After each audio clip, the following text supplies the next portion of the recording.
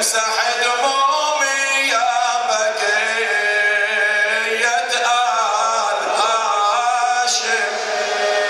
قال له يا خويا انا بدمعي لغسل دمومه، اتمنى كان لها الحريم الله يدوم، لكن يا خويا بهالارض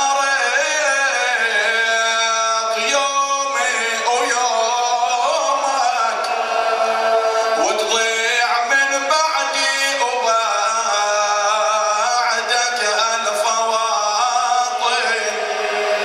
وعزم يشيله للمخيم قال ما روح ما روح ما روح ما روح، وخلني على الشاطئ اعالج طلعة الروح.